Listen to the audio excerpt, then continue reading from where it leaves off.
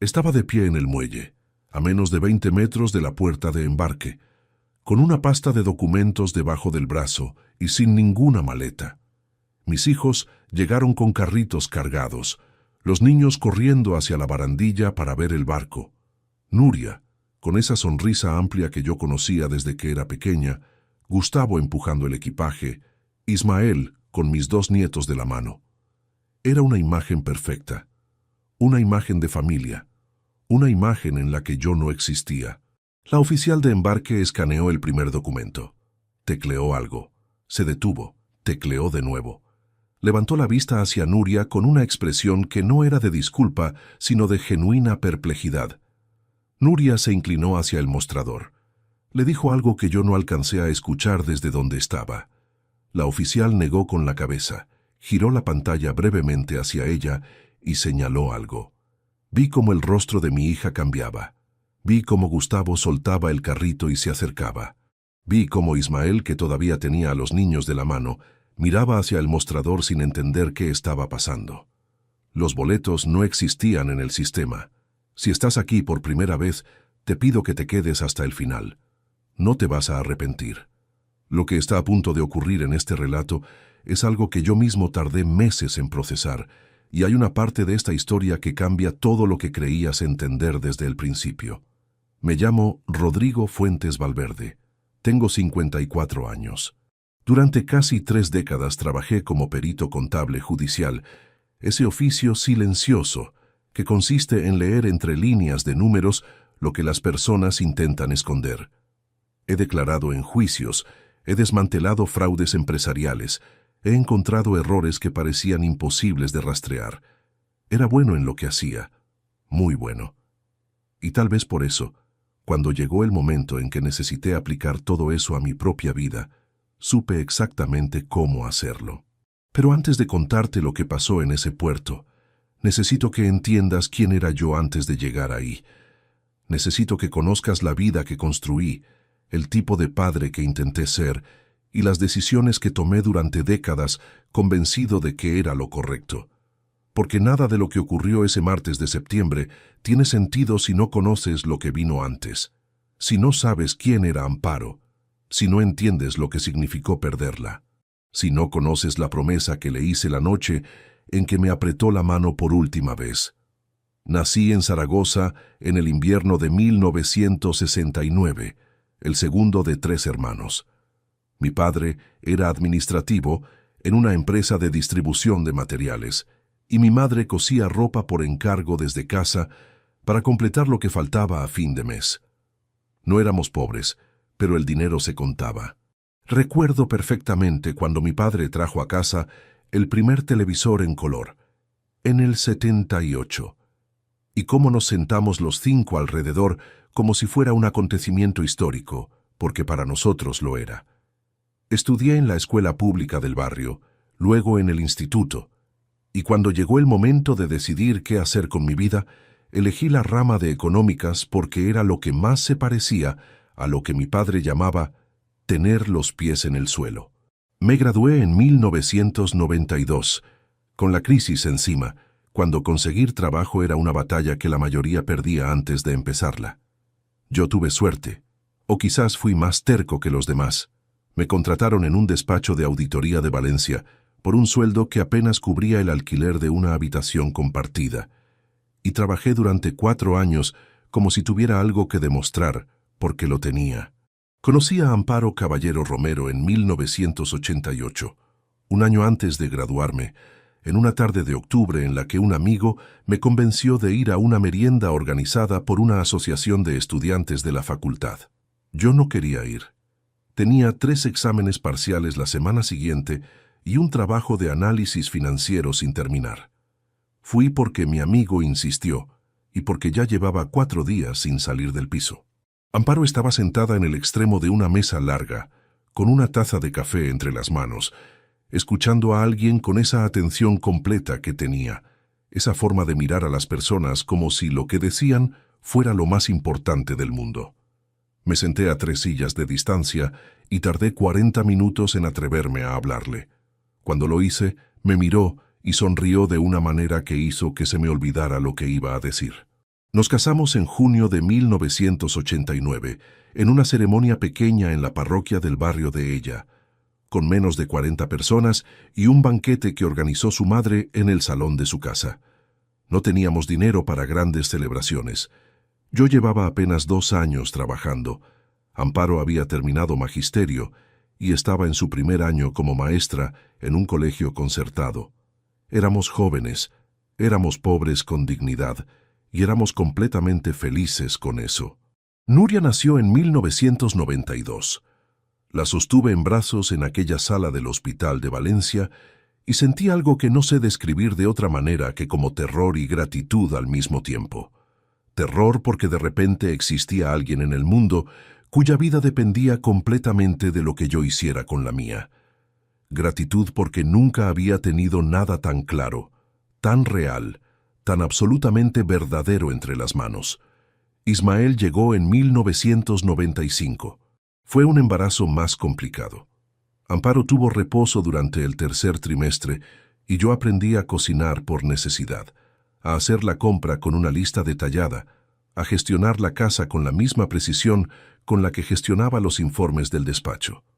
Cuando Ismael nació, Nuria tenía 3 años y ya caminaba por el pasillo del hospital con esa seriedad de niña pequeña que cree que el mundo entero la está observando.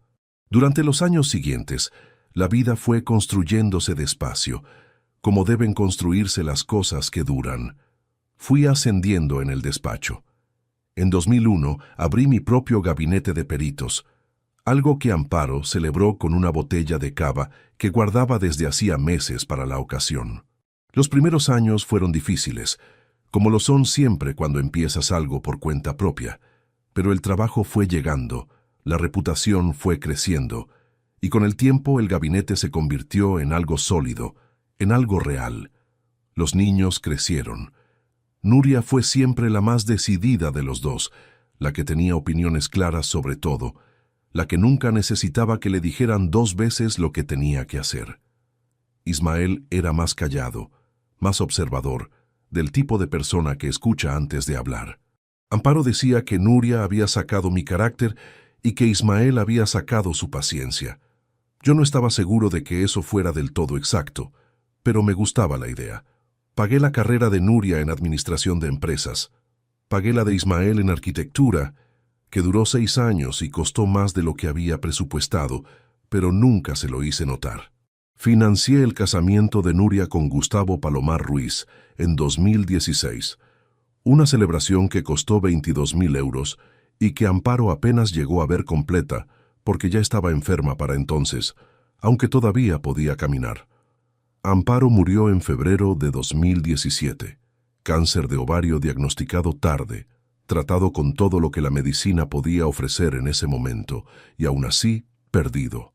Estuvo 11 meses desde el diagnóstico hasta el final. La última noche, me apretó la mano en aquella cama del hospital y me dijo algo que guardé durante años en el lugar donde se guardan las cosas que no se pueden decir en voz alta sin que duelan. Me dijo, ellos van a cuidar de ti. Lo dijo con una certeza que yo no quise cuestionar, porque era su última noche y porque necesitaba creerlo tanto como ella necesitaba decirlo. Asentí.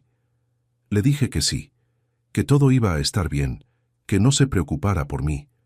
Y lo creí. Durante años, lo creí. En 2015, antes de la enfermedad de Amparo, había creado una cuenta conjunta pensada específicamente para los viajes en familia. Era una cuenta en la que yo era el titular principal y en la que Nuria e Ismael figuraban como autorizados secundarios, lo que significaba que podían operar con ella, pero que la titularidad y la autoridad final eran mías. La idea era sencilla. Cada año yo depositaba una cantidad. Los viajes se pagaban desde ahí, y era una forma de mantener la tradición sin que cada vez hubiera que hacer transferencias o repartir gastos. Era mi manera de seguir siendo el padre que organizaba, el que planificaba, el que se aseguraba de que la familia tuviera sus momentos juntos, aunque la vida cotidiana nos tuviera ocupados a cada uno con lo suyo. Esa cuenta, y lo que hicieron con ella, es una parte central de lo que voy a contarte. La foto que faltaba en la pared del salón. la cuenta que creé para unir a mi familia, la promesa que le hice a Amparo la última noche. Estas tres cosas, que en aquel momento de mi vida no tenían ninguna conexión entre sí, terminaron encontrándose en un puerto, un martes por la mañana, de una manera que yo nunca habría podido imaginar cuando cada una de ellas ocurrió. Pero todavía no hemos llegado ahí. Todavía necesitas saber lo que pasó entre febrero de 2017 y septiembre de 2023. Todavía necesitas entender cómo una familia puede ir cambiando tan despacio que quien está dentro no lo percibe hasta que ya no hay nada que hacer con lo que quedó. Y eso es exactamente lo que voy a contarte ahora. El primer año sin Amparo fue el más largo de mi vida. No lo digo como figura retórica. Lo digo porque hubo semanas en que el tiempo dejó de funcionar con normalidad, en que un martes podía sentirse igual que un domingo, en que me levantaba sin saber exactamente para qué, y me acostaba con la misma sensación de haber pasado horas moviéndome sin llegar a ningún sitio. Mantuve el gabinete abierto porque no sabía qué más hacer con las mañanas. Mis socios entendieron que necesitaba tiempo, pero el trabajo había sido siempre la estructura sobre la que yo organizaba todo lo demás, y sin Amparo, esa estructura se sentía vacía de propósito, aunque siguiera en pie. Iba al despacho, revisaba los informes, atendía a los clientes, firmaba documentos. Lo hacía bien porque hacerlo mal no era una opción que me permitiera a mí mismo. Pero cuando llegaba a casa por las tardes, y la cocina estaba en silencio, y el salón olía a nada en particular, había un peso específico en el pecho que no se parecía a ninguna otra cosa que hubiera sentido antes. Nuria venía los miércoles. Eso fue constante durante el primer año, algo que yo agradecí más de lo que le dije en aquel momento. Llegaba sobre las 7 de la tarde, traía algún tupper con comida que había preparado el día anterior y se quedaba 2 horas. Hablábamos de cosas concretas, de lo cotidiano, de su trabajo, de Gustavo, de los planes que tenían. Raramente hablábamos de Amparo directamente, pero su presencia estaba en cada conversación de todas formas, como un sonido de fondo que los dos escuchábamos sin nombrarlo. Ismael llamaba los fines de semana. Tenía menos hábito de visitar, en parte porque vivía al otro lado de la ciudad y en parte porque siempre había sido más de teléfono que de presencia física. Pero llamaba, y cuando llamaba preguntaba cómo estaba con esa voz seria que tenía, esa forma de escuchar que me recordaba tanto a Amparo que a veces tenía que hacer una pausa antes de responder.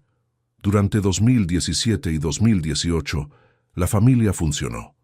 No perfectamente, no sin tensiones, no sin los roces naturales que existen en cualquier grupo de personas que se quieren, pero que también se conocen demasiado. Sin embargo, funcionó. Había una voluntad común de mantenerse juntos, o al menos eso era lo que yo percibía. En 2019, Ismael terminó la carrera de arquitectura. 6 años de matrícula, libros, software especializado, una tesina que le llevó 8 meses más de lo previsto. El coste total rozó los 43.000 euros entre tasas, materiales y los meses en que necesitó un estudio propio para trabajar en los planos.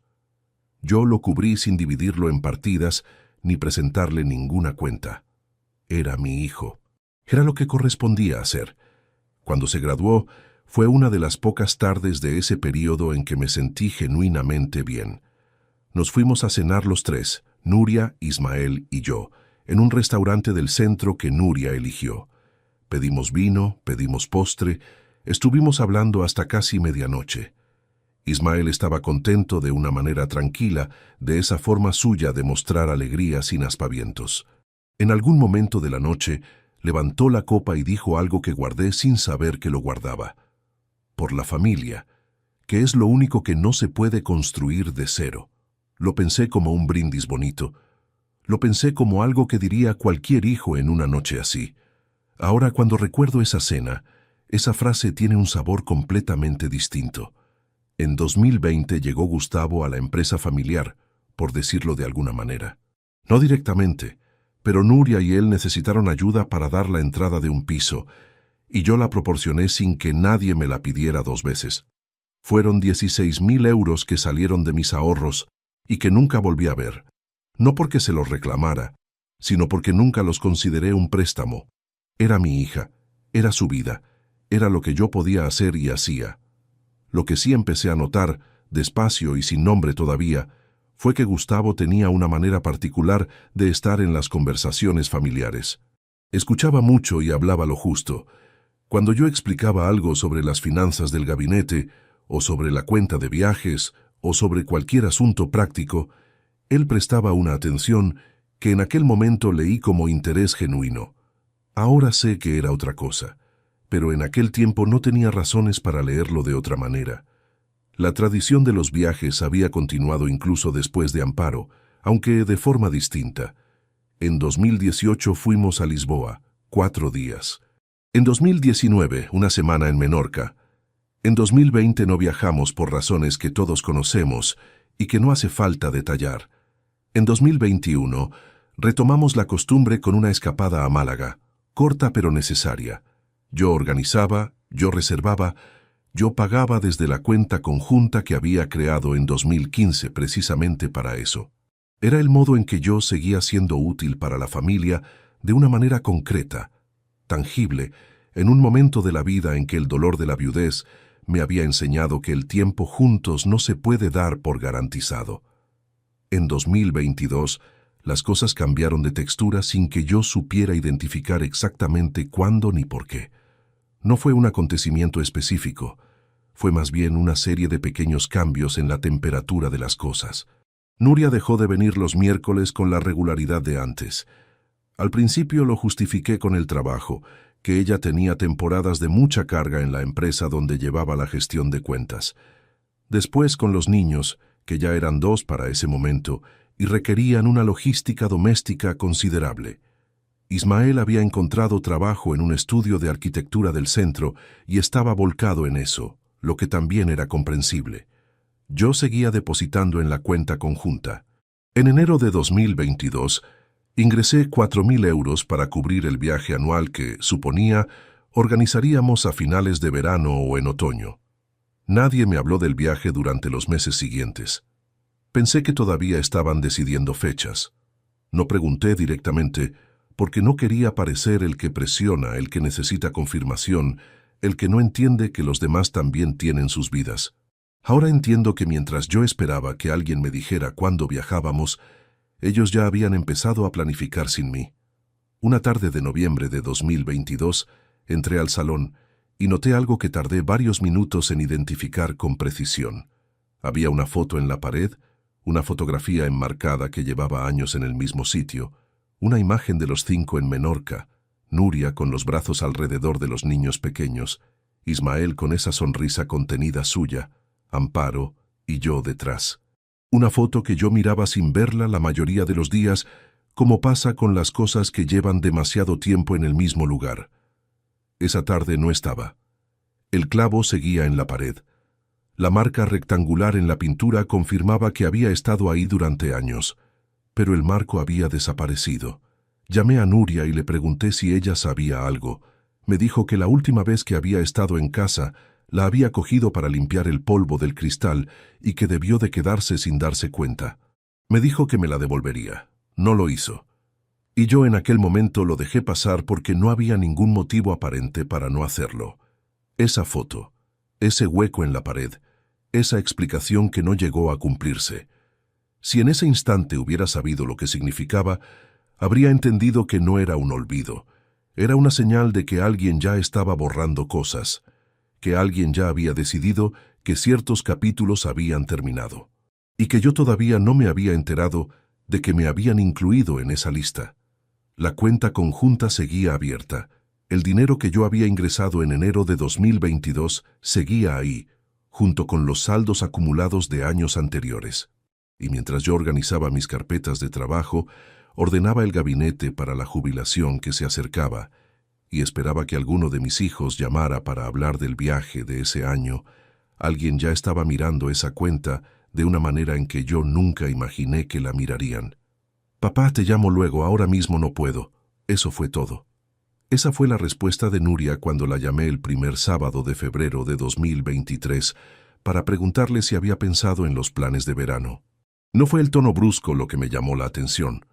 porque Nuria siempre había tenido esa forma directa de hablar que a algunos les resultaba cortante y que yo simplemente había aprendido a leer como eficiencia.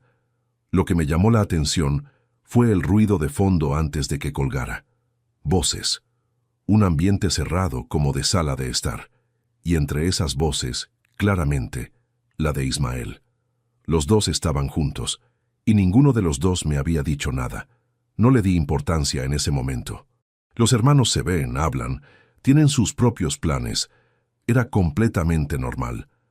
Me dije eso y seguí con mi tarde, que consistió en ordenar los últimos archivos del gabinete, que cerraba definitivamente a finales de marzo, después de 31 años de trabajo.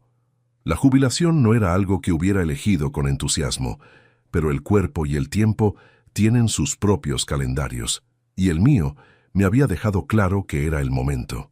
Lo que empezó a construirse a partir de esa llamada fue algo que yo no supe nombrar durante semanas. No era una sospecha concreta, era más bien una incomodidad de fondo, como cuando uno entra a una habitación y sabe que algo ha cambiado de sitio, pero no logra identificar qué. Los días siguientes Ismael no llamó el fin de semana como solía hacer.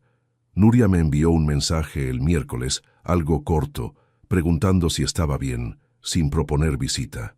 Respondí que sí, que todo bien, y no hubo continuación. En la tercera semana de febrero quedé con mi hermana Consuelo para comer. Consuelo tiene 71 años, vive a 20 minutos de mi casa y es la persona con quien más he hablado desde que Amparo murió. Nos vemos cada 2 o 3 semanas en el mismo restaurante de siempre, un sitio tranquilo cerca del mercado donde la comida es sencilla y el ruido de fondo no obliga a levantar la voz. Es una costumbre que empezó como consuelo y se convirtió en algo que los dos necesitamos por razones distintas. Ese día llegué antes que ella. Pedí agua, esperé. Consuelo entró con ese paso suyo que transmite siempre una cierta urgencia, aunque no vaya a ningún sitio en particular, dejó el bolso sobre la silla de al lado y me dio 2 besos. Hablamos del tiempo, de su vecino que había tenido un problema de humedades, de una serie que había empezado a ver. Comimos el primer plato, y fue durante el segundo cuando ocurrió. Consuelo sacó el teléfono para mostrarme una fotografía de su nieta, una imagen de un cumpleaños que había sido el fin de semana anterior. Deslizó la pantalla 2 veces hacia la izquierda, buscando la foto correcta, y en ese movimiento, durante apenas 2 o 3 segundos, vi algo que no estaba buscando. Una notificación. Un nombre de grupo. Crucero Familia 2023. No lo vi completo. Lo vi el tiempo suficiente para leer esas 4 palabras antes de que Consuelo encontrara la foto que buscaba y girara el teléfono hacia mí. Sonreí ante la imagen de su nieta. Dije que estaba preciosa. Seguimos comiendo. Por dentro, algo se había detenido. No dije nada. Esa fue la decisión más importante que tomé en toda aquella tarde, y la tomé de manera casi instintiva, sin razonarlo. Si preguntaba en ese momento, Consuelo se pondría en una posición difícil. Si preguntaba, el elemento de sorpresa desaparecía. Si preguntaba, quien tenía que explicar algo sabría que yo ya lo sabía. Así que no pregunté. Terminé el café, ayudé a Consuelo con el abrigo, caminé con ella hasta la esquina y me despedí como si la tarde hubiera sido completamente ordinaria. Conduje a casa con las 4 palabras instaladas en la cabeza como una astilla. Crucero Familia 2023. No era una invitación que yo hubiera recibido y olvidado. No era un grupo en el que yo estuviera incluido. Era un grupo con ese nombre, visible en el teléfono de mi hermana, que existía sin que nadie me hubiera dicho una sola palabra al respecto. Esa noche no dormí bien. Me quedé en el sillón del salón más tiempo del habitual, con la televisión encendida sin sonido, mirando el hueco en la pared donde había estado la fotografía de Menorca. 2 ausencias en el mismo campo de visión. La foto que Nuria se había llevado sin devolver. El grupo del que nadie me había hablado. 2 cosas que por separado tenían explicaciones razonables y que juntas empezaban a formar un contorno que no me gustaba. Los días siguientes mantuve la rutina con cuidado. Llamé a Nuria el miércoles, una llamada corta, intrascendente sin mencionar nada. Ella contestó. Habló del trabajo, de los niños, de que Gustavo tenía mucho lío en la empresa. Todo normal en la superficie. Llamé a Ismael el jueves. Contestó al tercer tono. Me dijo que estaba en una reunión y que me devolvería la llamada esa tarde. No lo hizo. El viernes por la mañana fui al banco. Tenía que hacer una gestión relacionada con el cierre del gabinete, una transferencia a la gestoría que llevaba mis cuentas profesionales. Aproveché para pedir en ventanilla un extracto actualizado de la cuenta conjunta, algo que no había revisado en detalle desde octubre del año anterior porque no había tenido motivos para hacerlo. La empleada me entregó el papel con una sonrisa profesional. Lo doblé, lo guardé en el bolsillo interior de la chaqueta y salí a la calle. Me senté en un banco de la plaza que había justo enfrente. Lo saqué, lo leí. Había 3 movimientos en los últimos 4 meses que no reconocía. Una transferencia a una agencia de viajes en octubre, 940 euros. Otra en diciembre, 1.230. Un cargo en enero, 485 euros a un proveedor cuyo nombre no me decía nada. En total, 2.655 euros en operaciones que yo no había autorizado ni ejecutado. Me quedé mirando el papel un buen rato. El sol de febrero daba de lleno en la hoja y tuve que inclinarla para que no brillara. Los números eran precisos, las fechas eran precisas, los importes eran precisos. Eso era lo que sabía hacer, leer documentos hasta que hablaran. Y lo que ese extracto me estaba diciendo, con la frialdad de los datos, era que alguien había estado usando la cuenta para pagar cosas relacionadas con un viaje que yo no sabía que existía. Guardé el extracto en el bolsillo. Me levanté. Caminé durante un cuarto de hora sin un destino concreto, dejando que la información se asentara. 30 años leyendo números que intentaban esconder algo me habían enseñado que la primera reacción ante un hallazgo así es siempre la más peligrosa. La rabia, la confrontación inmediata, el impulso de llamar y exigir explicaciones. Eso es lo que hace quien actúa desde la emoción. Yo no era ese tipo de persona, o al menos intenté no serlo. Esa tarde llamó Nuria, una llamada sin previo aviso, algo que no era habitual en ella, que solía escribir antes de telefonear. Contesté al segundo tono con la voz completamente normal, sin inflexión, sin nada que delatara lo que había encontrado esa mañana. «Papá, te llamo para ver cómo estás. Te he notado raro estos días». Ahí estuvo el momento, el instante en que todo podía haberse descarrilado, porque si yo hubiera tardado un segundo más en responder, si mi voz hubiera tenido cualquier variación perceptible, ella habría sabido que algo había cambiado. Pero 30 años de declarar en juicios, de sentarme frente a abogados que buscaban fisuras en mis informes, me habían dado algo que en ese momento fue más valioso que cualquier otra cosa: el hábito de controlar lo que transmito cuando más importa. «Estoy bien», dije. «Es el cierre del gabinete. Son muchos años y el final de algo siempre tiene su peso». Hubo una pausa breve al otro lado. «Claro», dijo ella. «Tiene sentido. Oye, ¿tienes planes para el puente de marzo?» «Nada concreto todavía». «¿Por?» «Nada, que Gustavo y yo pensábamos hacer algo en casa y quería saber si estarías libre». Le dije que probablemente sí, que ya confirmaría. Hablamos 2 minutos más de nada en particular y colgamos. Me quedé con el teléfono en la mano, procesando esa llamada desde otro ángulo. Nuria me había dicho que me había notado raro. Lo que eso significaba era que alguien en ese grupo de WhatsApp, del que yo no formaba parte, estaba pendiente de mi estado de ánimo, lo que significaba que mi comportamiento de los últimos días había generado alguna señal de alarma suficiente para que ella llamara a verificar.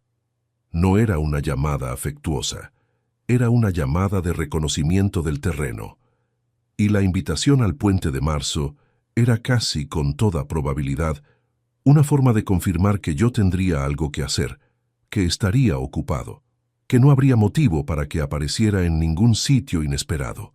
Esa noche abrí el ordenador y busqué el nombre de la agencia de viajes que aparecía en el extracto. Existía. Tenía página web. Estaba especializada en cruceros por el Mediterráneo. El puerto principal desde el que operaba la línea de sus paquetes más vendidos era Valencia. El extracto solo mostraba los últimos 4 meses. Necesitaba los anteriores. Necesitaba saber desde cuándo y cuánto.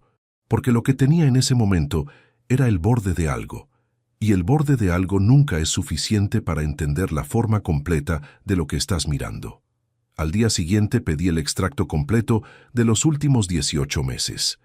Lo que encontré dentro de ese sobre cambió el tamaño de todo lo que creía estar entendiendo. El sobre era más grueso de lo que esperaba. La empleada del banco me lo entregó sin comentarios, con esa eficiencia tranquila de quien procesa decenas de solicitudes iguales cada día. Lo cogí, lo metí en la carpeta que llevaba bajo el brazo y salí a la calle. No lo abrí en la acera, ni en el coche, ni en el aparcamiento. Conduje hasta casa. Entré. Dejé las llaves en el cuenco de cerámica que había junto a la puerta, el mismo que Amparo compró en un mercadillo de Alicante en 2012, y me senté a la mesa del comedor con el sobre frente a mí. Lo abrí despacio. Saqué los folios. Los puse en orden cronológico, algo que hago de manera automática con cualquier documento antes de leerlo, un hábito de 3 décadas que no necesita instrucción consciente. Y empecé por el principio. Los primeros movimientos que no reconocí aparecían en septiembre de 2021, no en octubre del año anterior, como había asumido al ver el extracto parcial. Septiembre de 2021, 17 meses antes de ese momento. Una transferencia de 780 euros a la misma agencia de viajes que había aparecido en el extracto reciente. Luego otra en diciembre de ese año, 920 euros.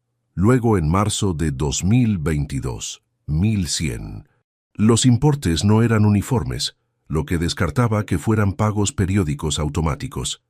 Eran transferencias manuales, ejecutadas en momentos distintos, con cantidades distintas, hacia distintos proveedores que al buscarlos esa tarde en el ordenador resultaron ser todos del mismo sector. Agencias marítimas, servicios de embarque, una empresa de seguros de viaje, un proveedor de excursiones en puertos del Mediterráneo. 14 movimientos en total, 8.320 euros. Lo puse por escrito en un papel aparte, con fecha, importe y beneficiario de cada operación, como hacía con los informes periciales cuando preparaba un caso. Cuando terminé de escribir la última línea, dejé el bolígrafo sobre la mesa y miré la columna de números durante un buen rato. 8.320 euros. No era una cantidad que alguien mueve por descuido. No era un error de operativa.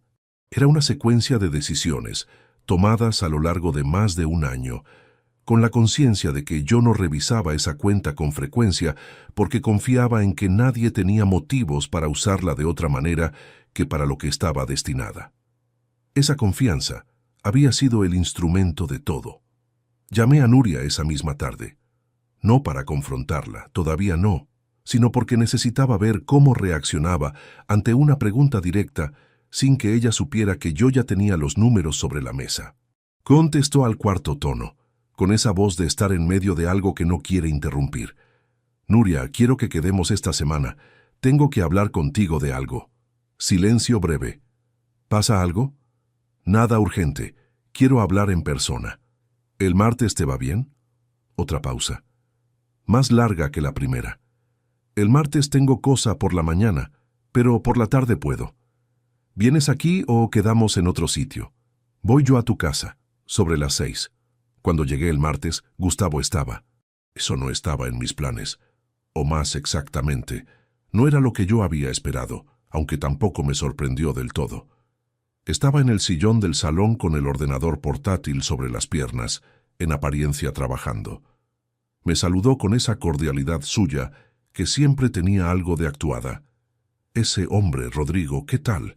Que sonaba a protocolo más que a afecto. Me senté en el sofá.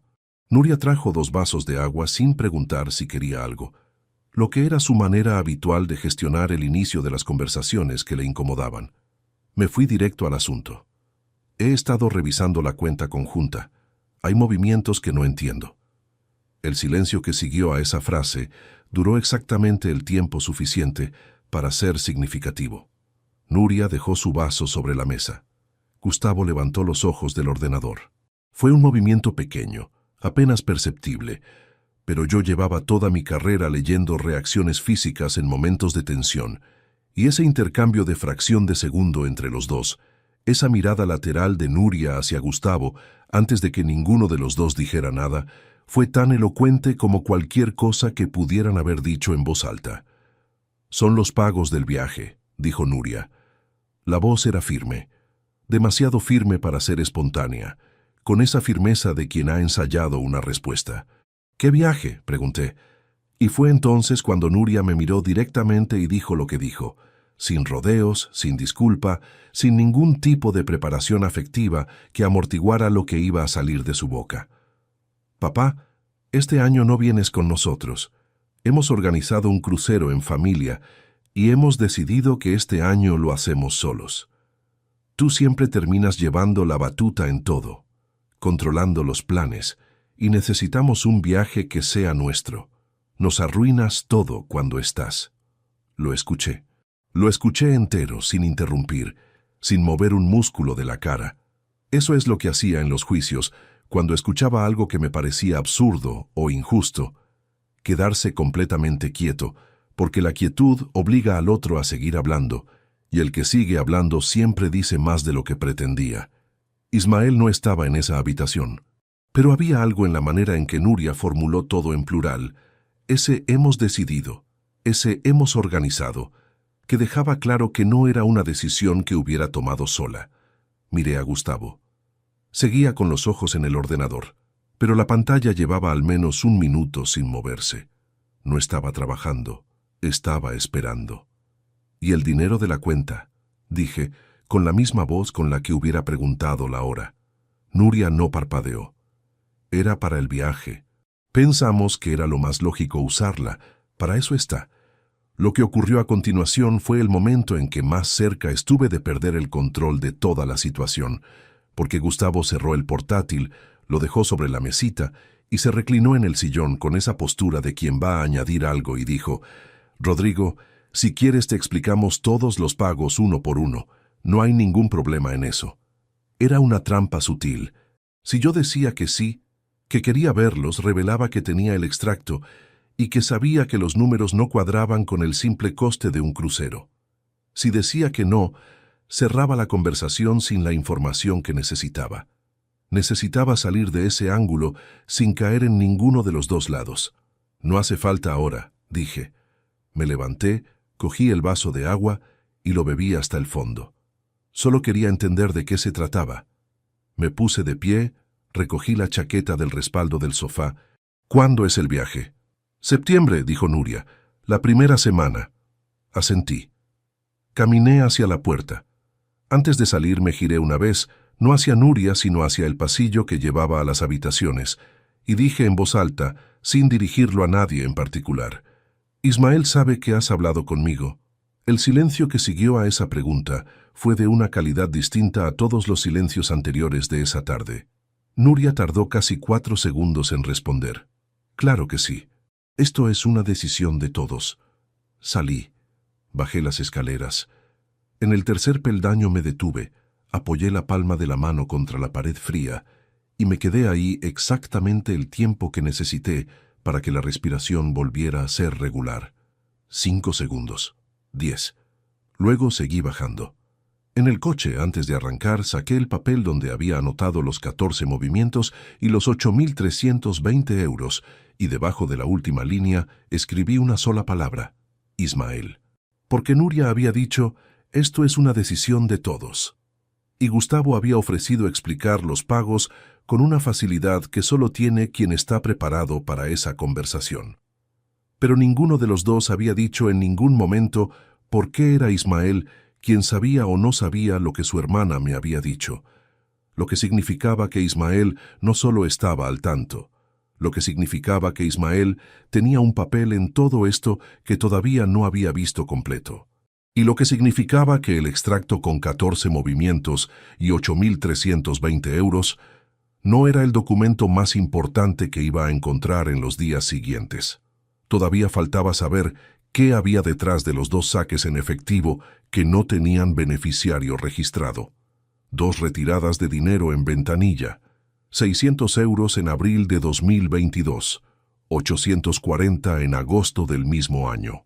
Un total de 1.440 euros que no habían ido a ninguna agencia, ni a ningún seguro, ni a ningún proveedor identificable.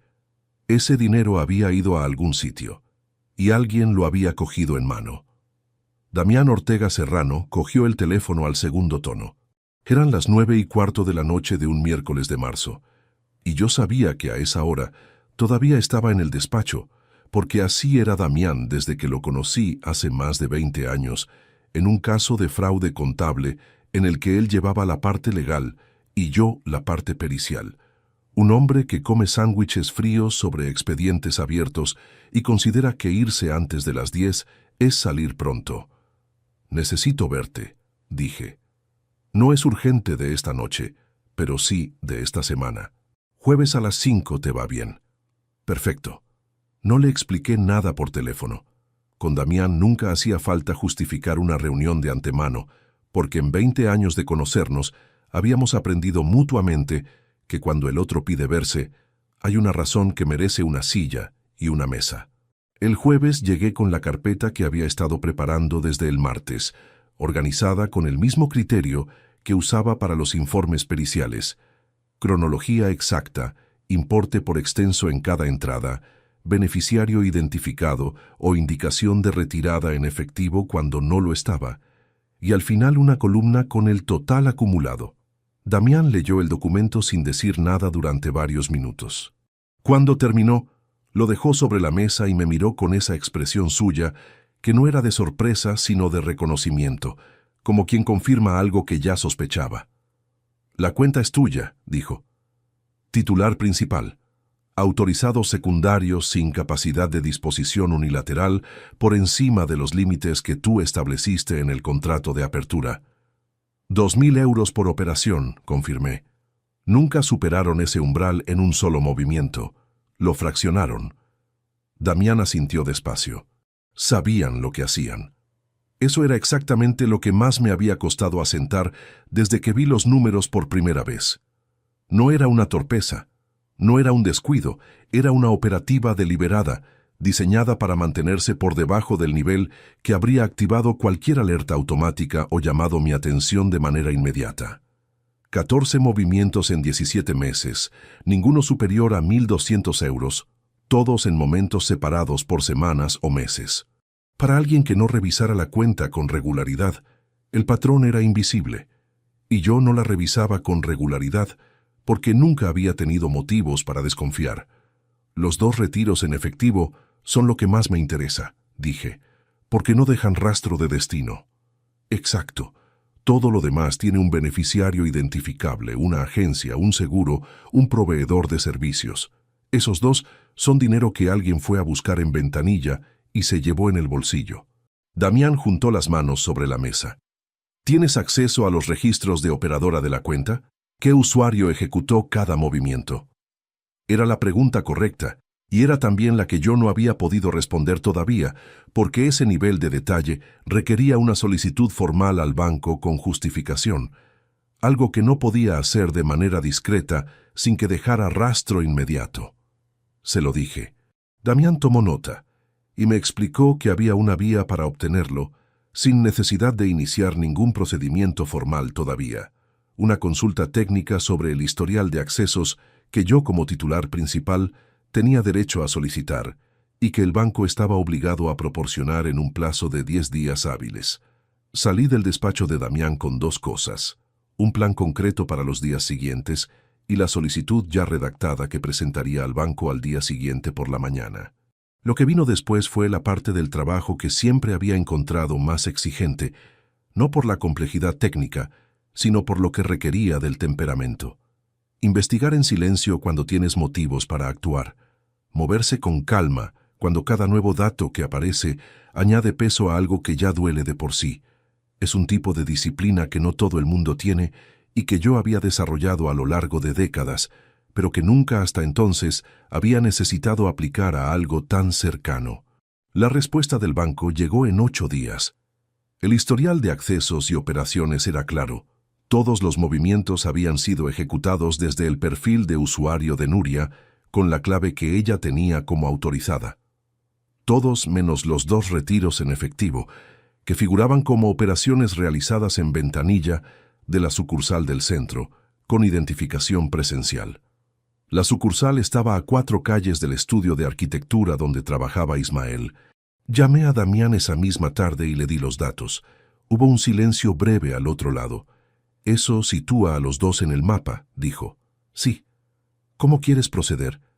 Le dije que todavía no quería moverme de manera oficial, que necesitaba una pieza más antes de tener el cuadro completo, que había algo que no encajaba todavía en la distribución de roles entre Nuria e Ismael y que no quería actuar sobre la base de una lectura incompleta. Lo que no encajaba era el comportamiento de Ismael desde que toda esta situación había comenzado. Nuria había sido directa, casi agresiva en su franqueza, cuando me dijo que no era bienvenido en el viaje. Gustavo había actuado como quien ejecuta un plan diseñado por otros. Pero Ismael, que según Nuria era parte de la decisión colectiva, no había aparecido en ningún momento, salvo en esa llamada del sábado de febrero, cuando los 2 estaban juntos.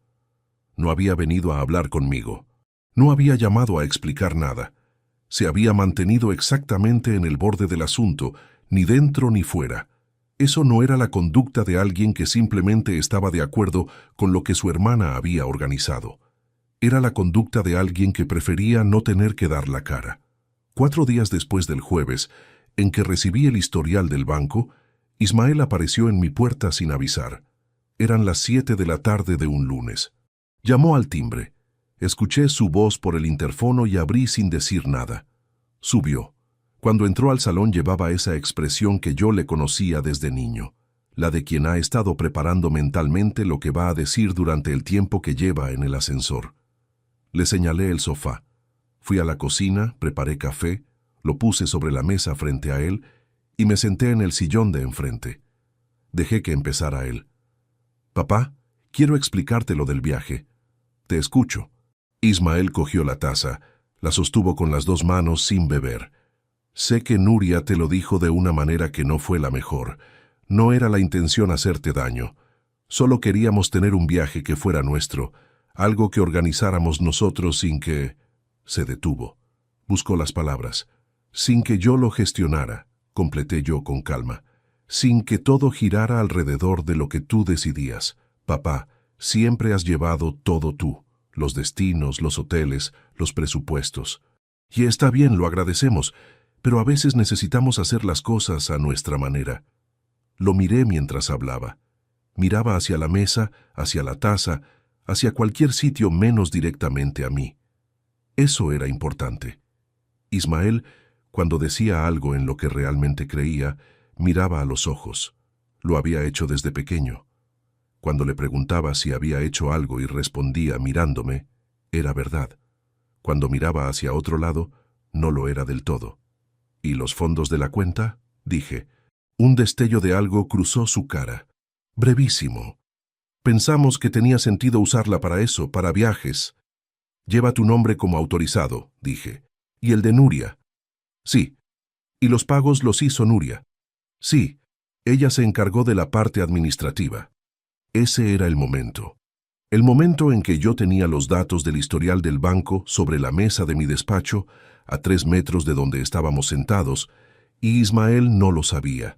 Si en ese instante yo hubiera mencionado los 2 retiros en efectivo desde la sucursal del centro, la que estaba a 4 calles de su estudio, la conversación habría terminado de una manera muy diferente. Ismael se habría puesto en una posición imposible y yo habría perdido el tiempo que todavía necesitaba para preparar lo que venía después. Así que tomé la taza de café, bebí un sorbo y dije, «Gracias por venir a explicármelo». Ismael levantó los ojos por primera vez desde que había empezado a hablar. Parpadeó. ¿Eso es todo? De momento sí. Se quedó en el sofá otros 10 minutos, incómodo con un silencio que yo no rellené. Antes de marcharse, en la puerta, dijo algo que no esperaba. Lo dijo en voz baja, casi de espaldas, como si no fuera del todo consciente de estar diciéndolo en voz alta. Yo le dije a Nuria que era mejor no contarte nada hasta después del viaje, ¿Qué si lo sabías ibas a querer pagar y entonces volvía a ser tuyo? Cerré la puerta detrás de él. Me quedé en el pasillo, de pie, con la mano todavía en el pomo. No fue rabia lo que sentí en ese momento, aunque hubiera tenido todo el derecho a sentirla. Fue algo más frío, más preciso. Ismael acababa de confirmar que la exclusión no había sido un impulso de Nuria. Había sido una estrategia con autor. Y el autor había sido él. Esa noche llamé a Damián. Le conté lo que Ismael había dicho en la puerta. Hubo una pausa larga al otro lado de la línea. «Rodrigo», dijo finalmente, «creo que ya tienes todo lo que necesitas. La pregunta ahora no es si tienes razón. La pregunta es qué vas a hacer con ella». Le dije que lo sabía, que ya había empezado a pensarlo, que había una cosa más que necesitaba verificar antes de dar el siguiente paso. La reserva del crucero estaba vinculada a la cuenta de la compañía marítima, la misma con la que yo llevaba reservando viajes desde 2015, y necesitaba saber exactamente en qué nombre figuraba la titularidad original de esa cuenta de cliente. Porque si lo que sospechaba era correcto, la herramienta que mis hijos habían usado para dejarme fuera era exactamente la misma que yo podía usar para deshacer todo lo que habían construido. La respuesta de la compañía marítima llegó un martes por la mañana en un correo electrónico de 3 párrafos. Lo leí 2 veces. Luego lo imprimí, lo doblé con cuidado y lo guardé en la misma carpeta donde llevaba semanas acumulando documentos. La cuenta de cliente estaba registrada a nombre de Rodrigo Fuentes Valverde desde febrero de 2015. 8 años de reservas, de itinerarios, de pagos puntuales que habían construido un historial de cliente que la compañía clasificaba en su sistema como preferente. Cuando Nuria había accedido para modificar la reserva existente y añadir los pasajeros del crucero de septiembre, lo había hecho dentro de esa cuenta, no creando una nueva. Lo que significaba que toda la operación, los boletos, los camarotes, los nombres de los pasajeros, descansaba sobre una estructura que llevaba mi nombre en la base. Guardé el correo impreso detrás de los extractos del banco y cerré la carpeta. Esa noche no dormí hasta las 3. No fue por angustia, o al menos no solo por eso. Fue porque cuando el ruido del día se apaga y la casa se queda en silencio, hay cosas que suben a la superficie que durante las horas activas uno consigue mantener bajo control.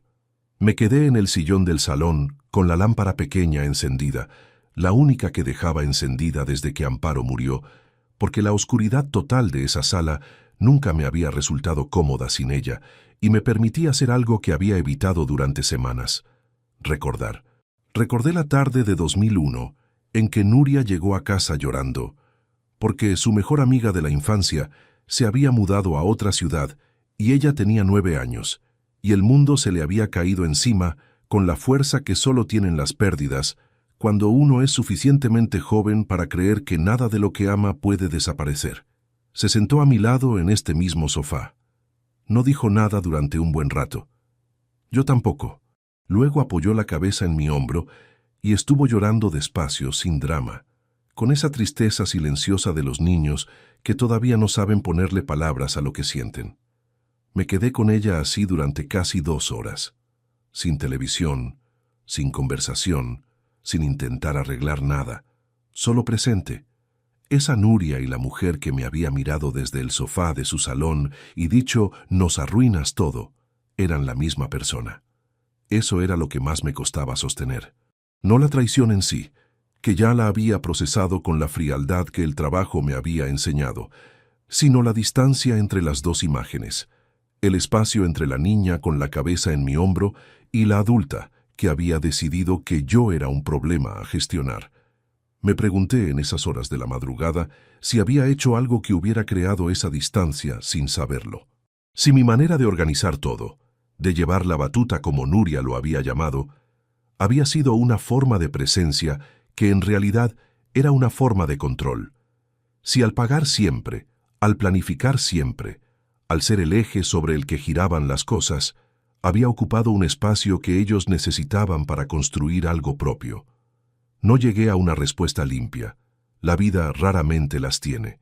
Lo que sí tenía claro era que si eso era cierto, Si yo había cometido ese error, la respuesta correcta no era usar el dinero de una cuenta que yo había creado y alimentado durante años para financiar una exclusión que nadie tuvo la honestidad de comunicarme de frente. La respuesta correcta hubiera sido una conversación, una sola conversación directa, y esa conversación nunca llegó. Consuelo vino el miércoles. Llegó a las 11 de la mañana con una bolsa con pan, fruta y uno de esos pasteles de hojaldre que compraba siempre en la misma panadería del barrio. Puse la cafetera. Nos sentamos en la cocina, que era donde siempre acabábamos cuando la conversación era de las importantes. Le conté todo, no por partes, no con la estructura de un informe, sino de manera continua, desde la notificación en su teléfono hasta el correo de la compañía marítima. La escuché respirar despacio mientras hablaba. Cuando terminé se quedó en silencio un momento, con la taza entre las manos, mirando la mesa. «¿Cuánto tiempo llevas sabiendo todo esto?», preguntó. «Semanas. Y no me habías dicho nada». Necesitaba tener los documentos antes de hablar con alguien. Consuelo asintió despacio. Luego dijo algo que no esperaba. «Rodrigo, yo supe hace 2 meses que existía ese grupo. Cuando vi que tu cara no cambió en el restaurante, cuando fingiste que no habías visto nada, entendí que lo habías visto. Y decidí esperar a que tú decidieras cuándo hablar de ello». La miré. 71 años y todavía capaz de leer a las personas con una precisión que me dejaba sin respuesta. «¿Te dijeron algo a ti?», pregunté. «Nuria me llamó en enero. Me dijo que este año el viaje era sin el abuelo, que lo habían decidido entre todos, que esperaban que yo lo entendiera. Me pidió que no te dijera nada porque no querían que lo montaras más de la cuenta». El estómago se me contrajo, no por la información en sí, sino porque confirmaba algo que yo había intuido, pero no querido formular. La operación había incluido gestionar a las personas del entorno para asegurarse de que a mí no llegara nada. Consuelo había sido parte de ese perímetro de contención sin saberlo del todo. «¿Y qué le dijiste?». «Le dije que no era asunto mío, pero sí lo es, Rodrigo. Eres mi hermano». No respondí de inmediato. Me levanté, fui a la ventana de la cocina, miré la calle un momento. Luego me volví hacia ella. «Necesito pedirte algo, lo que sea. Que no digas nada todavía, que actúes con normalidad si alguno de los dos te llama, que no cambies nada en tu manera de relacionarte con ellos hasta que yo haya terminado lo que estoy preparando». Consuelo sostuvo mi mirada durante 3 segundos. «¿Cuánto tiempo más?». «Semanas, no meses», asintió. «De acuerdo». Fue 4 días después cuando ocurrió el momento más delicado de todo ese periodo. Estaba en mi despacho en casa, con los documentos extendidos sobre la mesa revisando con Damián por teléfono los pasos siguientes cuando sonó el timbre. Lo ignoré. Volvió a sonar. Me asomé por la ventana del despacho y vi el coche de Nuria aparcado en doble fila. Le dije a Damián que lo llamaba en 10 minutos. Guardé todos los papeles en la carpeta, metí la carpeta en el cajón inferior del escritorio y eché el cierre. Bajé a abrir. Nuria entró con esa energía suya de quien llega con un propósito concreto. Subimos al piso. Se sentó en el salón, dejó el bolso sobre la mesa y me miró con una expresión que mezclaba algo parecido a la culpa con algo parecido a la resolución. Esa mezcla particular de quien ha venido a hacer algo que sabe que debería haber hecho antes. «Papá, quiero que sepas que no es nada personal.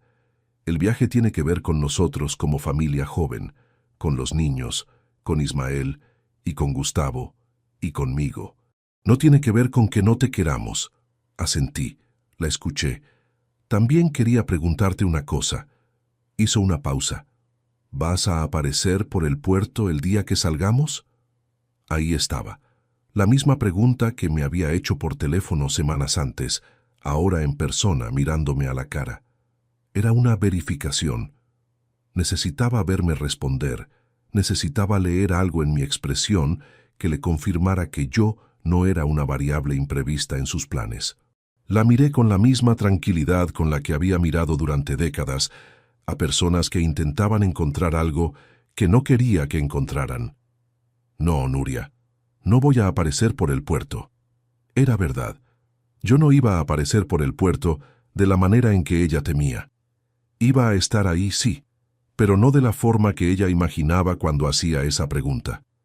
Se relajó, no de manera exagerada, sino con ese alivio sutil de quien confirma que el plan sigue siendo seguro.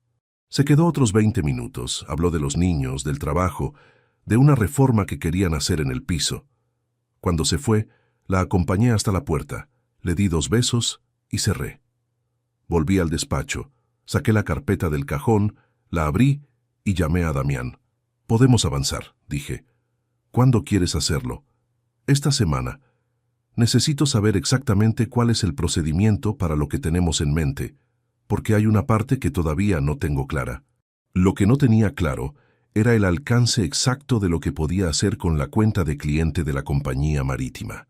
Cancelar los billetes era una cosa, pero Damián había mencionado en nuestra última reunión que había algo más que podía ejecutarse de manera simultánea, algo relacionado con el testamento y con la cuenta bancaria, que cambiaría el panorama completo de una manera que yo todavía no había terminado de dimensionar. Y esa parte, la que Damián todavía no me había explicado del todo, era exactamente lo que íbamos a hablar esa tarde. El despacho de Damián olía a papel viejo y café recalentado, como siempre. Me senté frente a su mesa. Él se quitó las gafas, las dejó sobre el expediente que tenía abierto y me miró con esa atención concentrada que reservaba para las conversaciones que importaban. «Lo que puedes hacer es más de lo que crees», dijo. «Y todo dentro de la ley, cada paso. Empezamos por la compañía marítima». Damián había verificado lo que yo sospechaba desde que leí el correo de confirmación.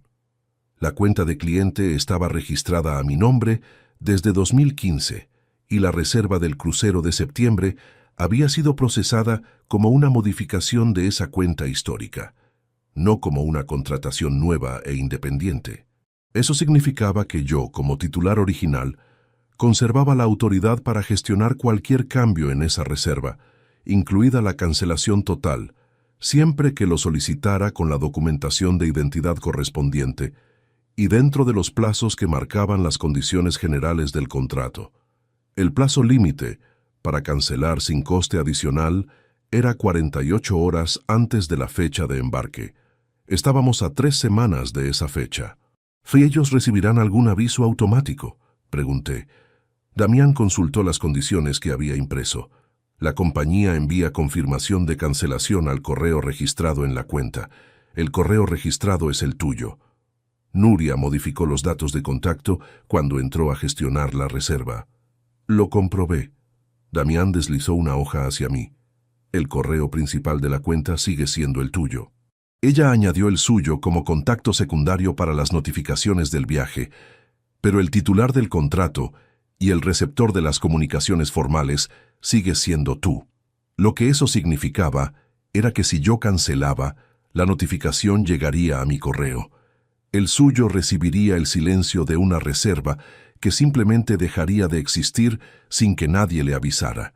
Lo sabría en el puerto, cuando la oficial tecleara los nombres y la pantalla no devolviera nada. Pasamos al segundo asunto. La cuenta conjunta. Damián había revisado el contrato de apertura. Yo era el titular principal con facultad de cierre unilateral, una cláusula que había firmado en 2015 sin pensar demasiado en ella, porque en aquel momento no había ningún escenario imaginable en el que fuera a necesitarla. Para cerrarla, bastaba con personarme en la sucursal con el documento de identidad y la solicitud firmada. El saldo restante, lo que quedara después de los 8.320 euros que habían salido en operaciones no autorizadas por mí, volvería íntegramente a mi cuenta personal. «¿Cuándo lo hago?», pregunté. «El mismo día que canceles los billetes. No antes, para no generar ningún movimiento que pudiera alertarlos. Y no después, porque una vez que estén en el puerto y lo sepan todo, querrás tener eso ya resuelto». El tercer asunto fue el testamento. Damián había preparado un borrador que revisamos línea por línea durante casi 1 hora. El testamento vigente, redactado en 2018, nombraba a Nuria e Ismael como herederos a partes iguales de todos mis bienes, con una cláusula que extendía ciertos beneficios patrimoniales al cónyuge de cada uno, en caso de que el heredero directo hubiera fallecido antes que yo. Era una redacción estándar, pensada para proteger a los nietos en caso de que algo les ocurriera a sus padres antes de que yo muriera. La nueva versión mantenía a Nuria e Ismael como herederos principales, porque desheredar a los propios hijos sin causa legal suficientemente documentada era un proceso largo y litigioso que yo no quería iniciar, pero eliminaba completamente la cláusula de extensión de beneficios al cónyuge, lo que significaba que Gustavo Palomar Ruiz quedaba fuera de cualquier consideración patrimonial futura, de manera formal e irrevocable. Damián añadió además una cláusula de administración que impedía la liquidación o transferencia de los bienes principales sin intervención notarial, lo que hacía prácticamente imposible que nadie pudiera operar sobre el patrimonio sin mi conocimiento y consentimiento explícito. «Firma esto hoy y mañana está registrado», dijo Damián. Firmé. Lo cuarto era Ismael. Damián no necesitaba intervenir en esa parte. Era una decisión personal, pero la habíamos discutido en la reunión anterior y yo había llegado a una conclusión que no había cambiado desde entonces. La ayuda mensual de 600 euros que transfería a mi hijo desde su graduación en 2019. 4 años de apoyo económico continuo que había sumado más de 28.000 euros en total, cesaría el mismo día del embarque. El cartón adicional vinculado a mi cuenta corriente que Ismael usaba para gastos imprevistos sería cancelado esa misma tarde, no como castigo declarado, no con una llamada de reproche, no con una discusión. Simplemente dejaría de existir, igual que el viaje dejaría de existir para ellos en el puerto. Había una última cosa que quería hacer de manera personal. Una carta, 3 frases, en un sobre cerrado, con el nombre de Ismael escrito a mano en el exterior. Se la entregaría yo mismo en el puerto, en el momento que correspondiera, sin explicaciones adicionales. Había tardado 2 semanas en escribir esas 3 frases, porque cada versión que redactaba terminaba siendo demasiado larga, demasiado explicativa, demasiado cargada de algo que se parecía al dolor, y que yo no quería que fuera lo que él recordara de ese momento. La versión final era breve. No contenía insultos. No contenía preguntas. Solo 3 afirmaciones limpias que él podría releer cuando quisiera, y que yo no iba a repetir en ningún otro contexto. La guardé en el sobre. Cerré el sobre. Lo metí en el bolsillo interior de la chaqueta que tenía previsto ponerme el día del embarque. Esa noche, ya en casa, Nuria me envió un mensaje de texto. Eran las 10:15. El mensaje decía: «Mañana hacemos las maletas. ¿Estás bien, papá?» Lo leí 2 veces. La pregunta tenía esa ambigüedad particular de las personas que saben que han hecho algo y necesitan confirmar que quien lo ha recibido no va a complicarles los planes. No era afecto genuino, era reconocimiento del terreno, lo mismo que había sido su visita al piso semanas antes, lo mismo que había sido la llamada de enero. Puse el teléfono boca abajo sobre la mesa y no respondí esa noche. A la mañana siguiente, antes de las 9, llamé a la compañía marítima. El proceso tardó 12 minutos. La persona al teléfono verificó mis datos, confirmó la titularidad de la cuenta, procesó la cancelación y me leyó la confirmación de referencia. Le pedí que me la enviara por correo electrónico. Llegó mientras todavía estaba al teléfono con ella. La imprimí, la añadí a la carpeta. Luego fui al banco. Cerré la cuenta conjunta. El saldo restante, 432 euros, pasó a mi cuenta personal. Pedí un certificado de cierre con fecha y hora. Lo guardé junto a los demás documentos. A mediodía le envié un mensaje a Nuria. 5 palabras. «Estoy bien, que vayáis bien». Ella respondió con un emoji de corazón. Lo que no sabía, mientras mandaba ese corazón desde su teléfono, mientras Gustavo probablemente supervisaba que las maletas no excedieran el peso permitido y los niños preguntaban cuánto faltaba para el barco, era que el barco al que pensaban subir al día siguiente ya no los estaba esperando. Que los nombres que la oficial teclearía en la pantalla devolvería una respuesta que ninguno de ellos había contemplado como posibilidad. Esa noche dormí. No perfectamente, pero dormí. Y cuando me desperté el día del embarque, a las 6 de la mañana, me vestí con calma, preparé café, cogí la carpeta, el sobre con el nombre de Ismael en el bolsillo interior, y llamé a Damián. ¿Listo?, dijo. Sí, te veo en el puerto en 40 minutos. Colgué. Bebí el café despacio, de pie junto a la ventana de la cocina. Luego hice algo que no había planeado, pero que sentí que tenía que hacer antes de salir. Fui al despacho, abrí el cajón donde guardaba las cosas que no tenían un sitio fijo y saqué la fotografía enmarcada que Nuria se había llevado de la pared del salón meses atrás. No sé exactamente cuándo había vuelto a mis manos. Había aparecido en una bolsa que Nuria había dejado en casa durante su última visita, sin decir nada, como si hubiera decidido devolverla sin tener que hablar de ello. La sostuve un momento. Los 5 en Menorca. Amparo detrás, con esa sonrisa suya de las fotos al aire libre. Nuria con los brazos alrededor de los niños pequeños. Ismael, con los ojos entrecerrados por el sol. La metí bajo el brazo junto con la carpeta. Salí de casa, cerré la puerta con llave. Bajé a la calle. El aire de septiembre a las 6:30 de la mañana en Valencia tiene una temperatura específica, ni fría ni cálida, que se siente en las mejillas como algo que está a punto de cambiar. Caminé hasta el coche, lo arranqué y puse rumbo al puerto. Damián ya estaba en el puerto cuando llegué. Lo vi desde el aparcamiento, de pie junto a la columna de la entrada principal, con su maletín negro y ese traje gris oscuro que usaba para las ocasiones en que necesitaba que su presencia dijera algo antes de que él abriera la boca. Me acerqué. Nos saludamos sin aspavientos, como hacen los hombres que llevan 20 años resolviéndose problemas mutuamente y que ya no necesitan preámbulos. ¿Todo en orden?, dije. Todo en orden. Me miró un segundo.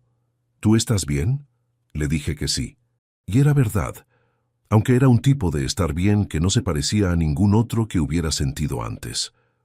No era alivio ni satisfacción, ni lo que la gente imagina cuando piensa en una venganza consumada. Era algo más parecido a la quietud de quien ha cargado algo muy pesado durante mucho tiempo y acaba de apoyarlo en el suelo.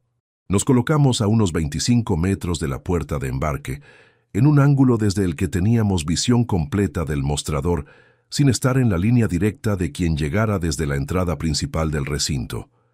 Había bastante gente, familias con carritos, parejas mayores con maletas de ruedas, grupos de amigos. El ambiente era de esos que tienen una energía específica de inicio de algo, voces altas, niños corriendo hacia las barandillas para ver el barco desde lejos, ese bullicio particular que solo existe cuando la gente está a punto de dejar atrás su rutina. Los vi llegar a las 7:42. Nuria iba delante, empujando el carrito con las maletas grandes. Llevaba el cabello recogido, ropa cómoda de viaje, las gafas de sol sobre la cabeza, aunque el sol de septiembre a esa hora todavía no justificaba ponérselas. Detrás venía Gustavo con una mochila grande al hombro y una maleta de mano. Ismael cerraba el grupo con mis 2 nietos de la mano, el mayor con una mochila infantil con dibujos de cohetes, el pequeño señalando el barco y preguntando algo que no alcancé a escuchar desde donde estaba. Era una imagen de familia, la misma imagen que había visto llegar desde ese mismo ángulo en mi cabeza decenas de veces durante las semanas anteriores. La había imaginado exactamente así, y aún así verla con los propios ojos tenía un peso distinto. Me quedé completamente quieto. Se acercaron al mostrador. La oficial era una mujer de unos 40 años, uniforme azul de la compañía, cabello oscuro recogido. Nuria le entregó la documentación con esa eficiencia suya de quien tiene todo preparado. La oficial cogió los papeles, los revisó brevemente y los pasó por el lector. Tecleó algo, se detuvo. Tecleó de nuevo, más despacio esta vez, verificando cada letra. Luego levantó la vista hacia Nuria con una expresión que no era de disculpa, sino de genuina perplejidad. Nuria se inclinó hacia el mostrador. Escuché su voz sin entender las palabras desde donde estaba, pero conocía suficientemente bien su tono para saber que era el de alguien que acaba de recibir una información que no encaja con ninguna de sus expectativas. La oficial giró la pantalla levemente hacia ella y señaló algo. Vi cómo el rostro de mi hija cambiaba. Vi cómo Gustavo soltaba la mochila y se acercaba. Vi cómo Ismael, que todavía tenía a los niños de la mano, levantaba los ojos hacia el mostrador sin soltar a ninguno de los dos. «Estos documentos no aparecen en nuestro sistema», dijo la oficial con una voz lo suficientemente clara para que llegara hasta donde estábamos. La reserva asociada a estos nombres fue cancelada. Nuria dijo algo que no entendí. La oficial repitió lo mismo con la misma calma profesional. Gustavo se puso junto a su mujer y empezó a hablar también, con ese tono de quien cree que la firmeza puede resolver un error informático. La oficial sacudió la cabeza. Ismael se quedó 2 pasos detrás, con los niños pegados a sus piernas, mirando la escena sin intervenir. Damián me miró. Asentí. Nos acercamos despacio, sin prisa, sin ningún gesto que pudiera leerse como confrontación. Cuando Nuria me vio, se quedó completamente inmóvil durante 2 segundos. Fue uno de esos momentos en que el cerebro recibe una información que contradice tan radicalmente lo que esperaba encontrar que necesita un instante extra para procesarla. Gustavo me vio casi al mismo tiempo. Su cara cambió de una manera que no tenía nada de ambiguo. Ismael me miró desde detrás. No dijo nada. «¿Qué está pasando?», dijo Nuria. La voz era tensa, controlada, pero con algo debajo que no era rabia todavía, sino una especie de alarma que todavía buscaba una explicación razonable. Damián dio un paso adelante antes de que yo respondiera. Se presentó con su nombre completo y su condición de abogado, con esa precisión suya que no dejaba espacio para interrupciones. Abrió el maletín y extrajo una carpeta fina con 2 documentos grapados. «La reserva de este crucero fue cancelada ayer por la mañana por el titular de la cuenta de cliente», dijo Damián, entregándole la copia a Nuria. «El titular es el señor Rodrigo Fuentes Valverde, que es quien figura en el contrato original con la compañía desde febrero de 2015. La cancelación se realizó dentro del plazo establecido en las condiciones generales y genera una devolución del importe total al método de pago original, que es la cuenta bancaria del titular». Nuria cogió el documento, lo miró, levantó los ojos hacia mí. «¿Tú hiciste esto?». No era una pregunta. «Sí». Gustavo intervino entonces con ese tono que adoptaba cuando intentaba tomar el control de una situación. «Esto es un abuso. Esa cuenta la usábamos todos. Teníamos derecho a gestionar esa reserva». Damián le respondió sin alterarse. «La cuenta fue creada con el señor Fuentes como titular principal. Los autorizados secundarios tienen capacidad operativa dentro de los límites establecidos en el contrato de apertura, pero la titularidad y la autoridad de cierre o cancelación de contratos asociados pertenece exclusivamente al titular. La reserva fue gestionada dentro de esa cuenta histórica, no como contrato independiente. Todo está documentado». Le extendió la segunda hoja. Gustavo la cogió. La leyó. Su mandíbula se tensó. Nuria me miró durante un momento largo. Había algo en su expresión que no era solo rabia ni solo vergüenza. Era algo más complicado, esa mezcla de quien se da cuenta de que ha sido visto completamente y de que no hay ningún ángulo desde el que la imagen mejore. «Papá», dijo, y la voz bajó un registro. «Podemos hablar de esto. Podemos arreglarlo». «Ya está arreglado», dije. El mayor de los nietos tiró de la manga de Ismael y le preguntó en voz alta cuándo subían al barco. Ismael se agachó hacia él, le dijo algo en voz baja, y el niño asintió sin entender del todo, pero con esa confianza ciega que tienen los niños cuando un adulto les dice que todo está bien. Me acerqué a Ismael. Me miró. Tenía 38 años de historia con ese hombre, desde la noche en que lo sostuve en brazos en el hospital y le prometí algo que creí con todo lo que tenía. Lo miré durante 5 segundos, sin rabia, sin dramatismo. Saqué el sobre del bolsillo interior de la chaqueta y se lo puse en la mano. Él lo cogió sin decir nada, mirando su nombre escrito a mano en el exterior. Di media vuelta. «Rodrigo». Era la voz de Gustavo, ahora con un tono diferente, menos firme. «¿Qué más has hecho?» Me detuve. No me giré. «Damián os explicará lo que necesitéis saber». Seguí caminando. Detrás de mí escuché la voz de Damián retomando la conversación con esa calma suya de quien tiene todos los documentos en orden. Escuché la voz de Nuria subir de tono una vez y luego bajar de nuevo. Escuché a uno de los niños preguntar si el barco se iba a ir sin ellos. No me giré en ningún momento. Había una última cosa que hacer antes de salir del recinto. Me detuve a unos metros de la puerta exterior. Saqué la fotografía enmarcada que llevaba bajo el brazo. Me giré y esperé a que Nuria me viera. Tardó unos segundos en darse cuenta de que la sostenía. Cuando lo vio, su expresión cambió de una manera que yo no supe clasificar del todo. Caminé de vuelta hacia ella los pasos necesarios, le puse el marco en las manos sin decir nada y volví a girarme.